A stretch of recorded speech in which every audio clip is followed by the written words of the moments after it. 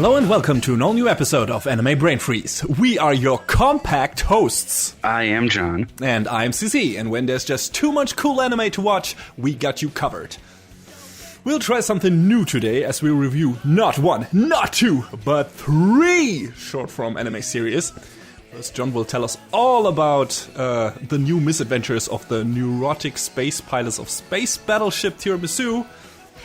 Then we'll once again step into the kitchen, but this time not to have hot-blooded, half-naked shonen action fights, but to join the characters from Fate Stay Night on a wholesome culinary expedition into Japanese cuisine.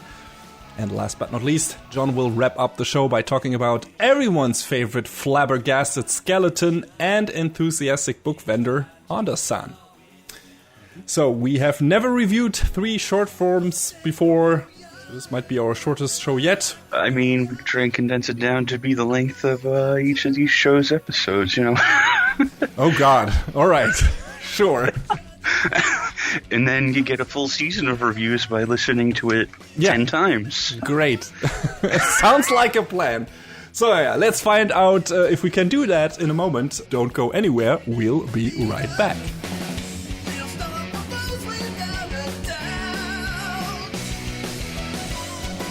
So, first up is the return of Space Battleship Tiramisu, the least epic space opera you ever heard of. But now with plot question mark? They kind of breadcrumb it along and then forget it's there because it's... I'm being honest with you, the show's fun and goofy and at no point ever takes itself seriously. But if you're looking for plot, I mean... There's moments, but the connecting threads are exceptionally loose, as it were. Well, you made, like, allusions to there maybe being plot this time around in the sneak peeks, so I was wondering. Oh, I thought so, too. The show lied to you. Yes, it did. But you don't seem to be too broken up about it. So. Oh, no. Because, like I said, this is first and foremost a comedy. So if it's going to push the plot to the wayside in favor of jokes, I'm fine with that. So, what is Space Battleship Tiramisu about? Well, Subaru Ichinose is an ace pilot aboard the Earth Union Space Battleship Tiramisu. Why would you name your ship that? Good taste. I guess. He's quite unique among his peers because he can't stand their company and often shelters himself in the cockpit of his mech, the Durandal. Subaru finds out that his dispatcher, Cody, is actually his brother Isuzu, who is a high-ranking officer in the Metis organization, a group staunchly against the Earth Union. So kind of like Xeon, but way less organized. It is at this time that Subaru is faced with a choice. Or not really, because this is a comedy after all. After Isuzu uses some of his brother's DNA to create a superior clone called Subaru Beyond, things... Yes, Subaru B, or Subaru Beyond. All right. But after that, things don't really change. A confrontation between the two brothers leads him to crash landing on Earth. After Isuzu's mech is impounded of all things, the two are escorted by Earth Union soldiers and reunited with their father, Soichiro. It's revealed here that he is every bit as scatterbrained and neurotic as his son, so the apples did not fall far from the tree. The two brothers do eventually set their differences aside when it really matters, and truly, that's what's important. But so is cleaning up the cockpit after lunch, and not spilling your drink on the control panel, and not having your maintenance lady write your name on your helmet. So, if that description that I so painstakingly put together didn't tell you what this show is about, it's just jokes. Every time this show makes you think it's going in one direction, it just pulls a hard left turn and says, it's a comedy. Come on, man. And I mean, that really sort of comes through, and I feel like it's worth dropping this name straight away because a lot of the composition and script was worked on by this an individual named Yu Sato, who has worked on stuff such as Ninja Slayer, Luluko, and worked on stuff like Inferno Cop and Kill la Kill. So you already kind of know what you're getting in for if you've seen any of those. Yes. I mean, I think Luluko is the only short form anime we've reviewed on here so far. Like, really reviewed them, except, not just mentioning them in the sneak peek. And that was a really good one, so... Yeah, that was surprisingly good. 'Cause, I mean, I didn't really dabble too much in Ninja Slayer or Inferno Cop, but I have, a cursory familiarity with how off the fucking walls they are. I don't know if you've ever seen any of them. No, only clips. Because Inferno Cop did that whole, like, sort of minimalist animation thing where the characters were basically cutouts. I think Ninja Slayer did the same. Yeah, I wasn't sure about, because I don't think I've really seen too much or any of that in comparison to what I've seen of Inferno Cop. Yeah, I walked away from this show sort of like nodding my head, having a sort of mutual understanding with it, just, because every time it tries to build up to something, This is a big anticlimax for all of the things, threats they are dangling in front of your face. I mean, the villain's name is Escalade Cadillac, so... That's great. Excuse me, but that is one of the best names ever, not only for a villain. I hope he speaks in a dumb English accent or something. He doesn't. That's a missed opportunity. Okay. Well, that's a shame. But still, that name. Whoa, big sway there. One of his big motivations is he gets called into family court, and he's not having any of that, so he's going to... It's kind of vague whether he's going to just blow up the earth or the corner of the street that the courtroom is on. But, either way, we have to stop him. How do we stop him? I don't know. His mech is so strong. What's this game controller doing hanging off the side of the mech? I can take control of it with it. All right. And every big thing is always undone by just the goofiest shit, and it's fun, it's silly, it's stupid. Does it still feel like there's that, it's unraveling in the most dumb, like, anticlimactic way? Does it feel like a good payoff, or is it disappointing in a way? I feel like the payoff is pretty consistent, so I otherwise I probably would have dropped it, partway through the first season. I mean, it all depends on how clever that like unraveling is constructed. Yeah, they sort of find interesting ways to have the characters undo themselves. And even though, this is the plot of this series is what it is, there were some like OVA-ish, I guess, episodes in between like the seasons where they took part of the story from the first season, because this is chiefly told from Subaru's point of view. And they sort of retold parts of it from Isuzu's point of view. And I was like, oh, that's clever. It lets us see, how he's struggling to fuck with his brother in as many ways as he possibly can. And it just, not working out. So what's the comedy like? I mean, we now know what they generally do with that, but what is the style like? Is it more slapsticky or is it more witty? I don't know, pun-based humor or something like that? Is more dialogue-based, or is it just hijinks? It's like a little bit of each. It's like mostly slapstick physical humor, but there's a little bit of wordplay in there. Whatever will serve their joke best, basically. We only mentioned it in passing during the sneak peek the first time around. That this show was animated by Gonzo. And, oh, right. I was about to ask, who's responsible for this? And it was directed by Hiroshi Ikehata. One of his works was Akiba's Trip, which was another Gonzo show. So a lot of that, directorial stuff, I feel like, sort of shines through in the same way, because he also worked on some other real goofy stuff like Robot Girl Z. If you wanted your anthropomorphic 1970s super robot show, and every robot is, a girl, Yes. Boy, do I ever. What more could you ask for? Mm-hmm. He was also an episode director on stuff like Flip Flappers, FMA Brotherhood, Gurren Lagann, Kill la Kill. So he's gotten around. The animation, in parts, it's gonzo. So it's not always the top shelf stuff, but I feel like it doesn't really matter.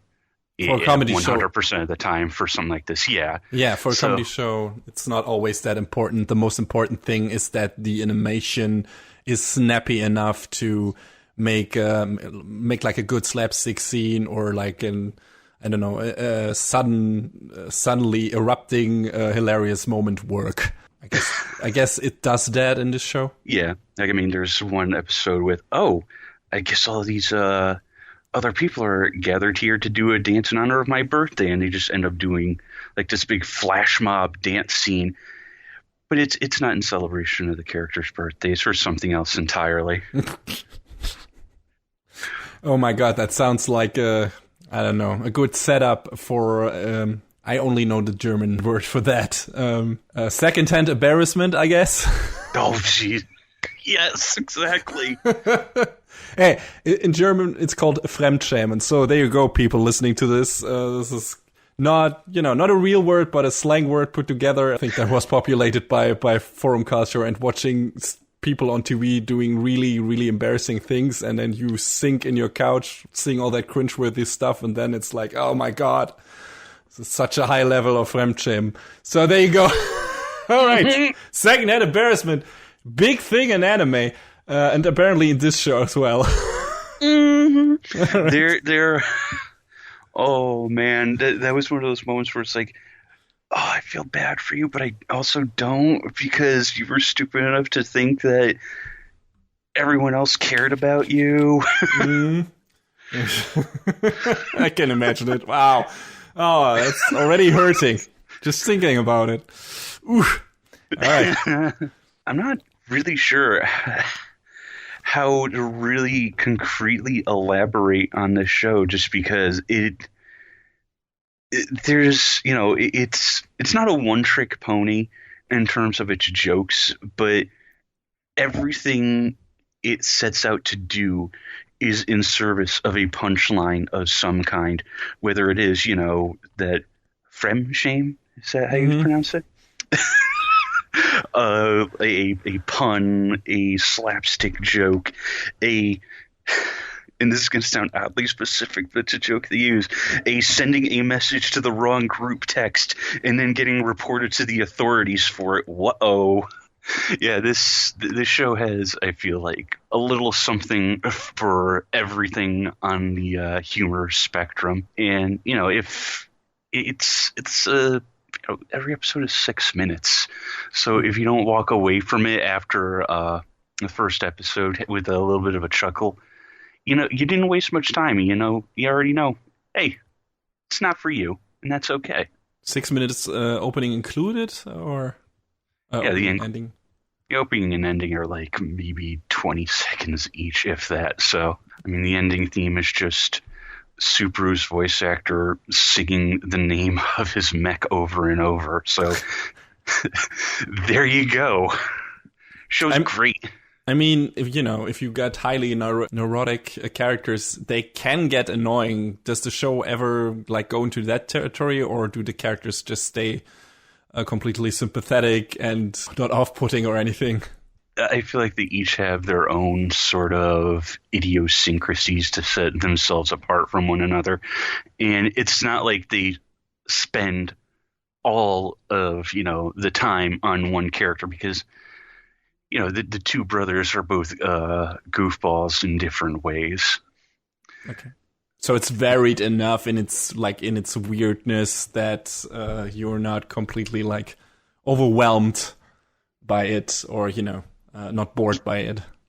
Yeah, I think it's enough to keep you wondering, oh, what's this idiot gotten himself into this week sort of situation. Well, time to see those people make a fool out of themselves again. All right. Yeah, can be a fun time, of course. I mean, That's a concept that TV thrives on, or has thrived on for years, I guess. This is maybe that in animation form and in science fiction and mechs and everything. So that, at least in terms of setting, is interesting enough for me. I mean, it's got your sci-fi angle. It's not quite Mobile Suit Gundam, and that's fine. Yeah, I mean, if you're looking for something that's just, a few minutes out of your day, goofy, silly shit, Space Battleship Tiramisu, check it out. It's streaming on Crunchyroll, so have yourself a look there.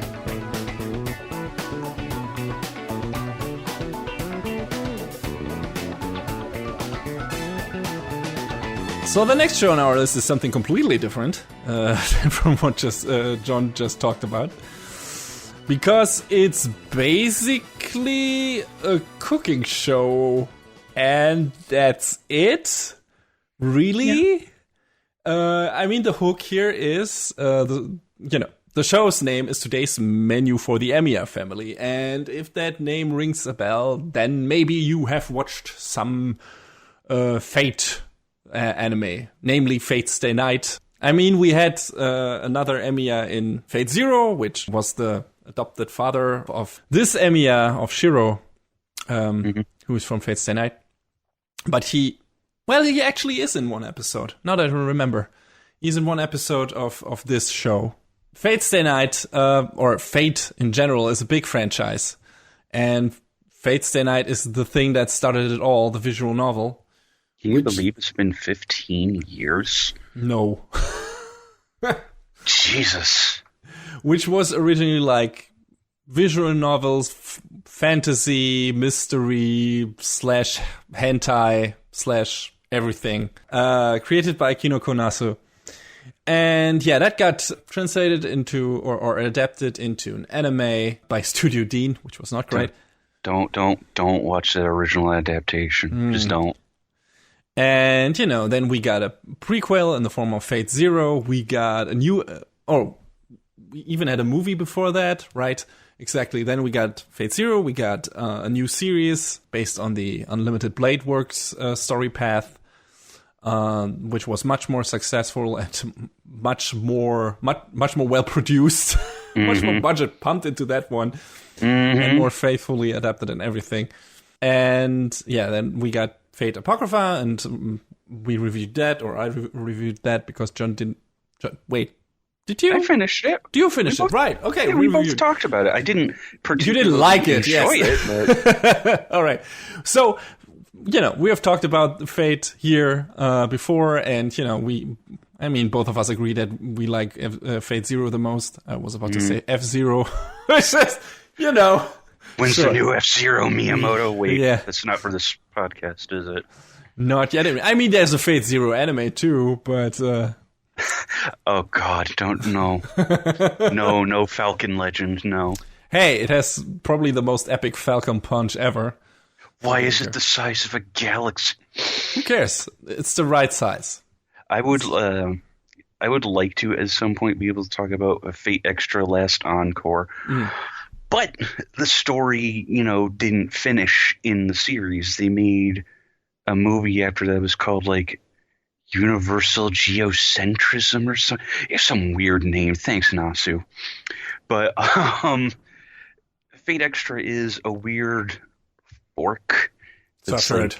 Yeah, that's thousands of years in the future where magic is dead and we all live in a simulation created by a supercomputer in the core of the moon. All right. And Fate Extra is weird, but Nero is great, Umu. Yeah, of course. Gotcha. Curse you. To hell and back. Anyway. Yeah, a bunch of characters, sometimes very convoluted storyline, unnecessarily so. Sometimes? Yeah, most of the time. I love Fate, but I will not deny.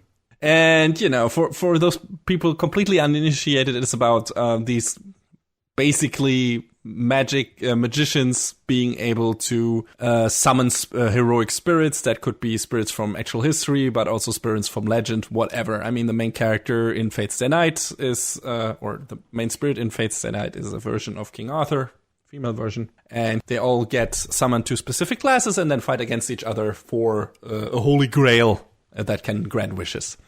So yeah, that sounds super fantasy-y and complicated, and you can forget all of that for this series, because this is, like I said, just a cooking show. It's all the characters from Fate's Stay Night. Shiro, Saber, Rin, Sakura, who else do we got? Ryder, Lancer, everyone from Fate's Stay Night hanging out together and eating delicious food that mostly Shiro puts together for dinner. And maybe we get a few scenes before that function as a setup for why he's now specifically cooking this dish, or why he is cooking that for, that assortment of people.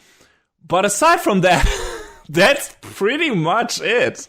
This is just a very wholesome slice of life show with very delicious food and a bunch of people being cute and being nice to each other, which, if you know the rest of Fate, is totally not the norm. Unless your name is Archer, then you're not very nice to Shiro, regardless. Yes, okay, well, whatever. There's some baggage there. But still, even their scenes are funny in this one. They're not, laden with, with angst or something like that, or anger. It's just like, oh my god, what do they mean his food is better than mine? Or what did they mean his food is really great? I need to train. Yeah. And that's pretty much the extent of that. Aside from that, it's just everyone looking very much, forward to food Shiro makes, and then making very satisfied and happy noises once they eat the food, and getting little flowers appearing next to their heads, being very content. So if you expect anything story-wise from this short form, you will not get it. You will definitely not get it. This is just fun, super comfy and cute. Super little cozy show. And this is basically just a complete fan service show for people who watched Fate's Stay Night and who maybe want to see the characters in a more happy environment. I mean, the main show is about everyone killing each other, basically.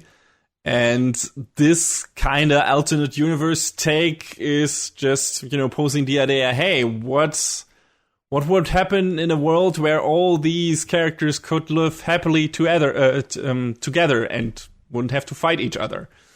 And, that's nice and wholesome, and it makes you long for this to be the reality, actually, especially if you know the rest of the series. It's like, I mean, those characters have great dynamics here and everything, and, play really well off each other, and then, remember what happens in certain routes of Fate's Stay Night, and you look at fucking Ilya and are like, oh, you poor girl. But, yeah, that's not happening in this show.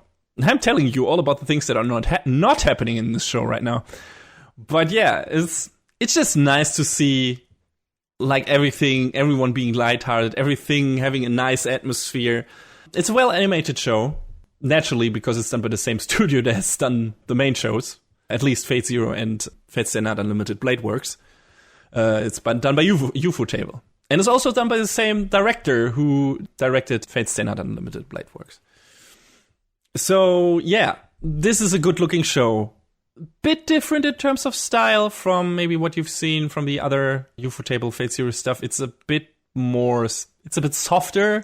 It matches the character designs more closely of the basically doujin that this is based off of. Oh, it's based on the doujin. I didn't know that. Yeah, it's based on a comic of the same name, but created by someone named Ta. All right. The name is stylized as capital T, capital A, lowercase a. So, well, as long as it's not Tosh, that would be a surprise, because that's the guy behind Food Wars, and he likes his porn. So, I mean, again, that would fit with the original Fate Stay Night, I guess. but not with this specific show. Yeah, all right, that makes sense. It's just, it feels a lot more fluffy, not just in tone, but the way it's drawn.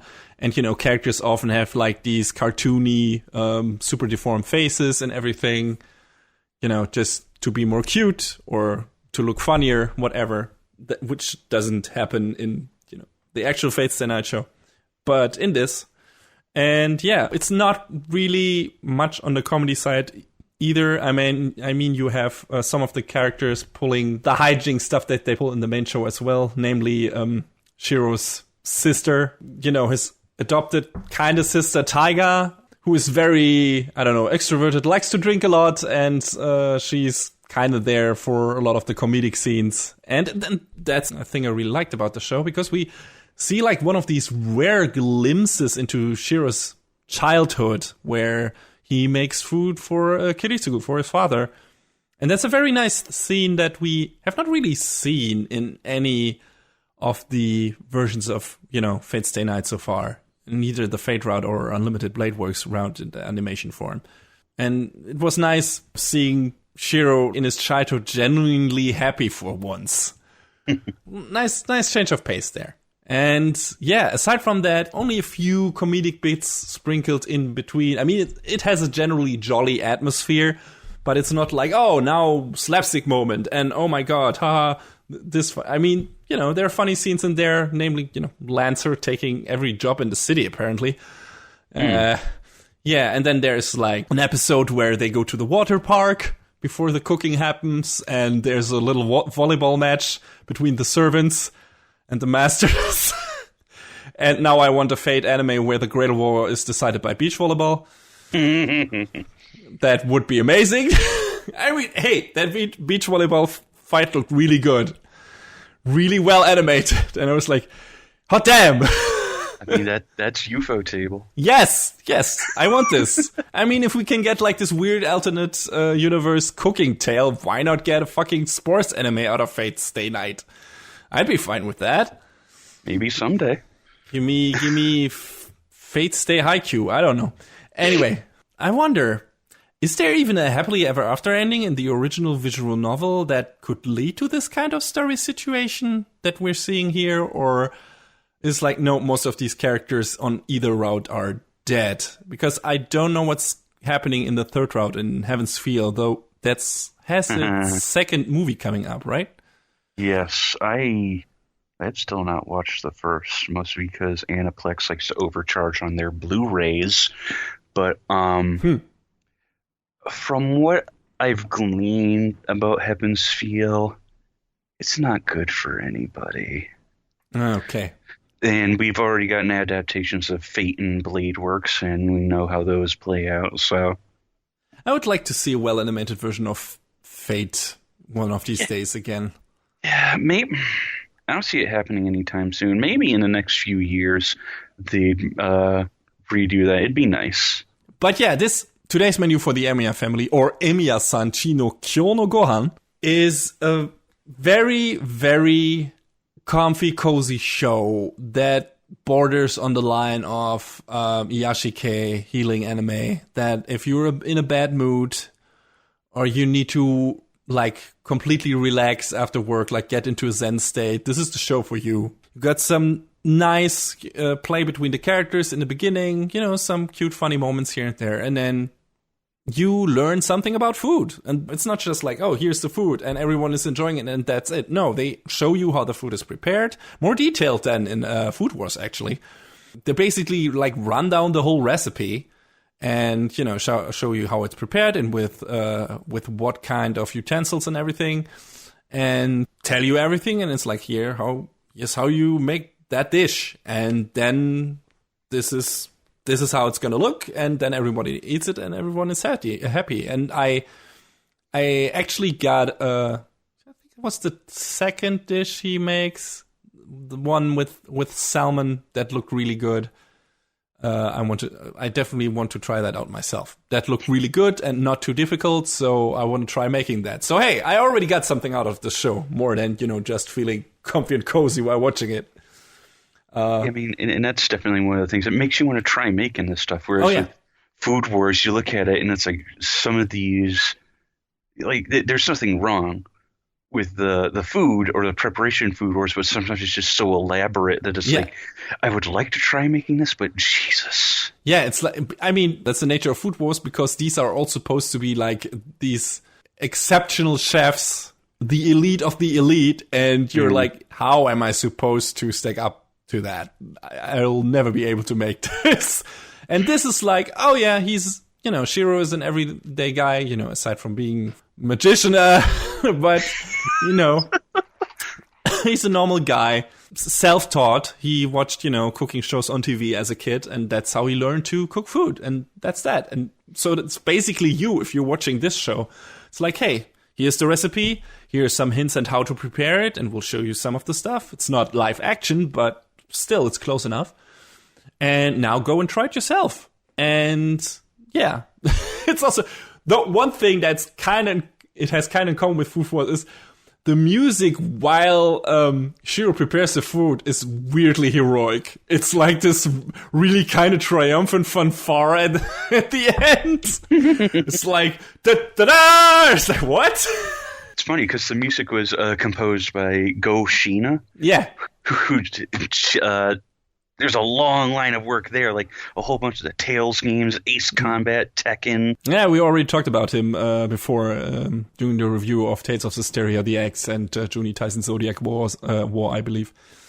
It's true. That's true. Both not necessarily good shows, but the music was good. So, oh yeah, and he made the music for Dimension W as well. Your favorite. Yeah, not a good track record when it comes to picking shows for to do music for, apparently. But hey, this is a good show. So there you go. It's not long. I think each episode has like 12 minutes around that, opening and ending included, and those run a bit longer in this one than Space Battleship Tiramisu, I guess. Yeah. But yeah, it's, like I said, it's complete fluff. Nothing really substantial. You're just gonna, if you want to sit down, you want to learn something about food, maybe learn some new recipes. If you like to cook yourself, maybe, hey, here's something I haven't cooked before. All right, let's try this one. It looks tasty. Everyone in the show is enjoying it, so I don't know. Maybe someone in my life will enjoy it too. Or, just you. If you only cook for yourself, that's fine too.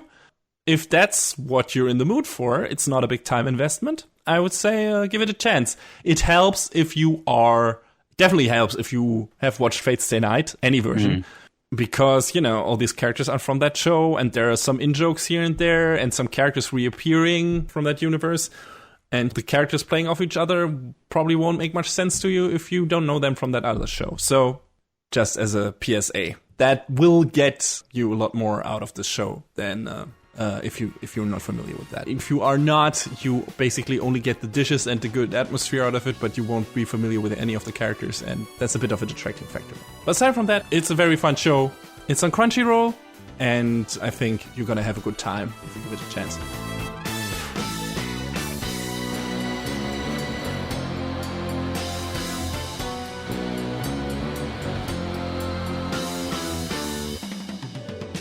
So our last show of the day is yet another sort of slice of life, relatable story. We're going to be talking about Skull-face Bookseller Honda-san. Who's not only selling cooking books. It's true. He's selling mostly manga. All right. So that's his jam. Honda-san is at war with business, with out-of-print books, and with people who love manga. Who knew there were so many laughs to be found at the manga counter of a bookstore? And we follow the day-to-day happenings that take place at a certain bookstore where the love of comics and all sorts of other bookery is abundant. So this show's setup is pretty simple. It's all about a skeleton. There's nothing simple about this. Shh, don't worry about it. It's all about the skeleton and his pals. You've got someone who wears a welding mask, someone wearing one of those plague doctor, masks with the long nose, someone with a paper bag for a head, someone who's got a rabbit for a face. Don't worry about it. It's everyday normal. And it's just all about this guy, Honda, and his life working as, a bookseller in this nondescript little bookstore. it doesn't sound like there's much to say, but if you've ever worked in any kind of retail, then watching this show will probably be, one of the most relatable things, personally relatable things from this season that I will get to talk about and probably won't ever get to talk about ever again. So the show is, again, another short form show, very sort of, even compared to the previous two that we just talked about, an even more minimalist animation style where, the characters just sort of slide across the screen and have very simple animations, but, it's all in service of telling what it's like, working at a bookstore, stocking the shelves, selling the product, helping the customers out, closing out for the night, how hectic the holidays and, big sales when there's a new release can be. And yeah, that's it. But the show is sort of as it were, an autobiography by the author, who is credited as simply just Honda. Mm-hmm. And because there are parts of the show where he talks about, like, hey, this is a story I wrote to talk about my life as a bookseller. And, again, very, very autobiographical in nature, talking about, his own life, but making it, spicing it up a bit with, I would assume, changing the appearances of his co-workers to, one of those changing the names to protect the innocent, if you're familiar with that bit of dialogue from an old TV series called Dragnet. That's a pull. Yes, a bit. But, it's simple in premise and gets across, what it's like. I personally have never worked at a bookstore. I almost did. I was turned down for the job, but, But you have worked at retail. Yes. In retail. So all of these things that you see, like making sure everything is stocked, cleaning up the shelves, having to talk to customers, mm-hmm. having to run the registers, taking phone calls, answering questions. All of these things are here. And poor Honda-san, he loves books. He loves his manga most of all. So when he happens across, like, these very forceful foreigners who have questions about, I just want to read this. And it's like, because they don't name other manga by name, but, it's one of those things, you know what they're talking about. It's that sort of situation. Are they talking in bad English or, this hyper-emphasized Japanese? Both. All right, great. It is both at the same time, basically. Konnichiwa! So you have Honda-san trying to talk back to them in very broken English. Amazing.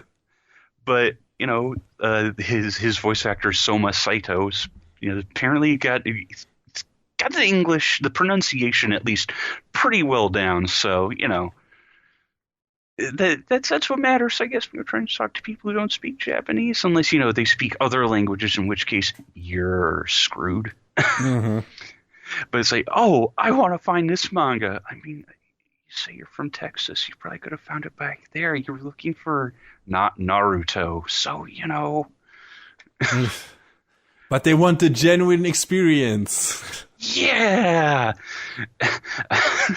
There's a scene where he's taking a telephone call and the customer is asking for something ridiculous. And then at the end of the call, he has this reaction that I can totally get in on the ground floor of it, where he's like, taking phone calls is scary.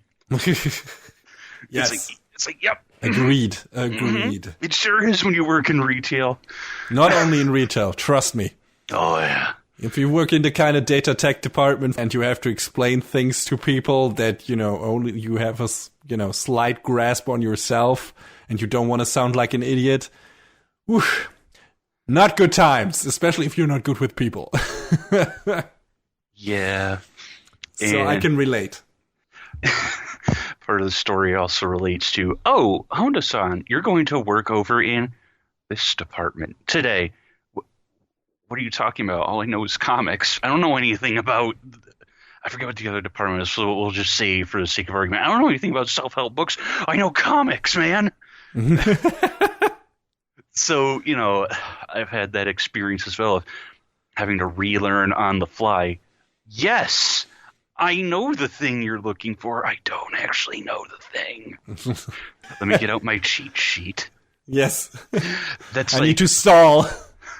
That's like, I'll be honest with you. I currently work at big box electronics store with a blue and yellow label. I think that's enough to describe it. Uh-huh. And for one holiday season, I was slinging TVs and video games. And the nice thing about that was people were willing to, give you that moment to look something up if you didn't know. Like, even the managers were like, hey, if you don't know, just take out your phone, go on the app if there isn't, an available computer, and just look up the information and, figure out what, everything about it alongside the customer so you can learn as well as explain and convey to them. So that was nice for a while. But, it's still one of those situations where, dude, I'm right there with you. Honda, I get you. I'm with you, man. But this show's great because it's written from a place that the Honda obviously understands this, and the character interactions between everyone else are great too, because sometimes you'll have the characters talking, the distributors, like, and you'll have those same sorts of problems. We just aren't getting enough of this book, and can't you ship us more of it to meet the demand? Conversely, why are you sending us so much of this? We can't sell it. And then that one miracle manager that somehow pulls the strings and gets everything done, who's voiced by Ryusei Nakao, by the way. So you have Frieza slinging books to you.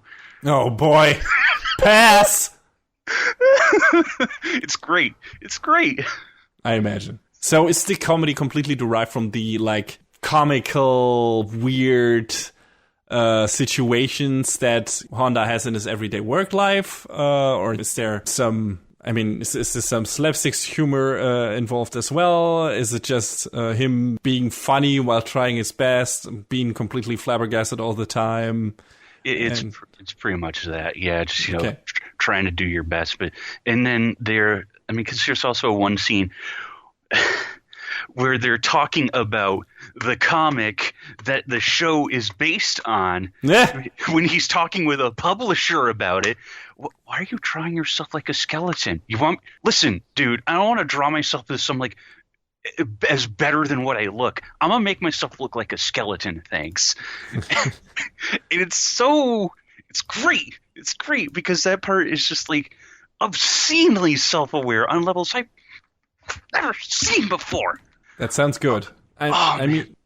Even the opening theme is self-aware. It's a little number called ISBN, Inner Sounds in Book Noise. So if you're familiar with an ISBN is, it's an international standard book number. It's what you assign to a book before it gets published. Part of the chorus of the song is it's read as knowing, save in, aid, force. Okay. If you look at it written down in the lyrics, it's 9784, which is the prefix for books published in Japan. That's clever. It's so fucking clever. When I realized that, I was like, oh, that's fucking good. It's really good. I like that. So you've watched a lot of workplace comedies in your anime life, and I think you enjoy them a lot. So what is the most different, special thing that Honda-san brings to the table, aside from it being super relatable, since you have the benefit of having worked in retail? I think it's pretty much that, because I do love stuff like working in servant service, but I never worked in a restaurant, and I've only ever held one office job before, but it wasn't that kind of office job. So I look at this show and I'm like, yeah, that's my life. As the memers say, it me. Do you think the show has enough in it to enjoy it if you are not accustomed to retail life? If you lead such a treasured, blessed existence that you never have to deal, with retail from the other side of the counter? That might be a little bit of a tough sell, because it's like, why would I want to watch this show about being in retail? Blah. I just buy my books online. Brr, Amazon. No. Come on, man. Try to see what it's like for the people who are helping you out.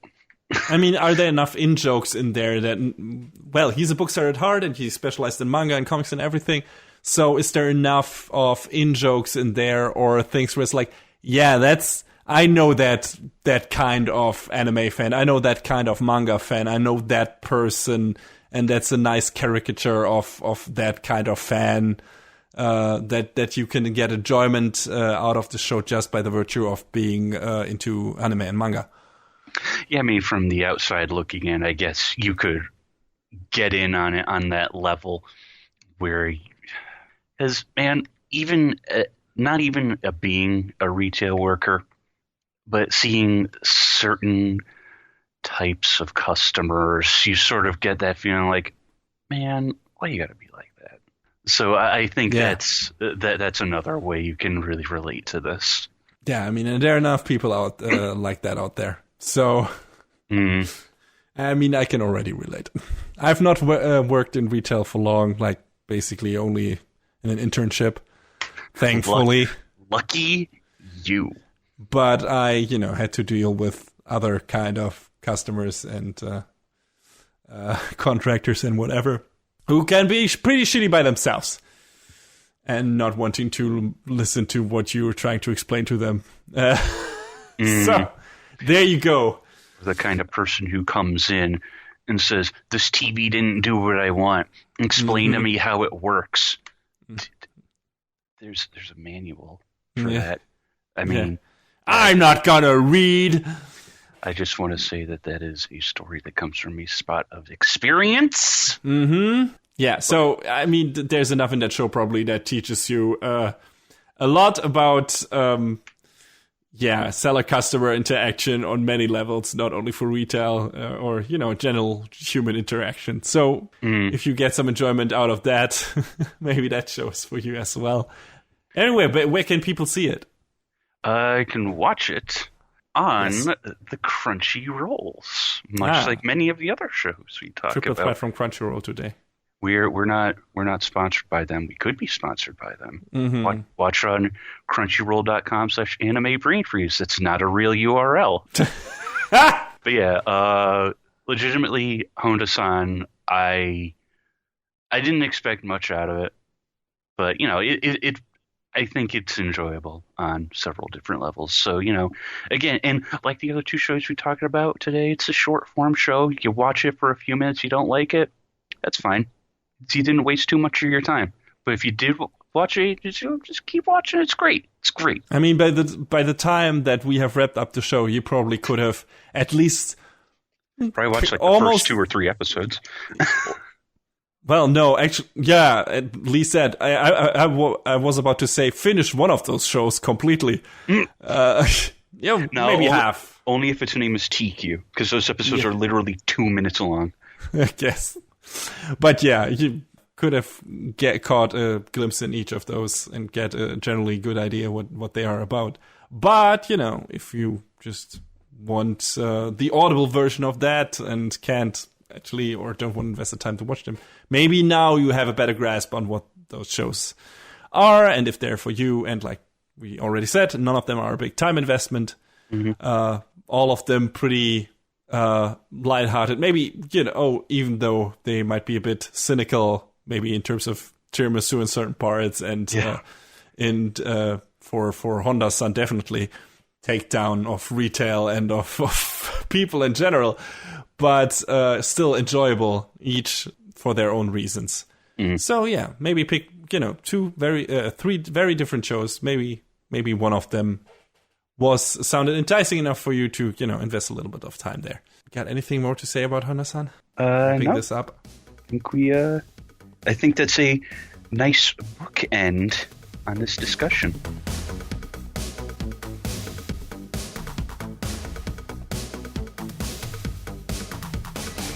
And that is a wrap on the 67th episode of Anime Brain Freeze. All the music in our show is from the Double Dragon Neon soundtrack by the amazing Jake Kaufman. Please go to vrt.bandcamp.com and check out his awesome work. Our show is available on most of the popular podcast services, but it's always worth visiting animebrainfreeze.com for our review index and some interesting articles linked in our episode release posts. Follow us on Twitter at AnyBrainFreeze. We tweet regular updates and fun anime-related stuff there. Leave us comments and questions on Facebook and our YouTube channel, or send an email to animebrainfreeze@gmail.com. We would love to read your feedback. Thanks for tuning in. We hope you had a good time, and please join us again on our next show. Macht's gut. Take care, everyone. Next time on Anime Brain Freeze. Not your average Shakespearean tragedy. And the gay anime gangs of New York.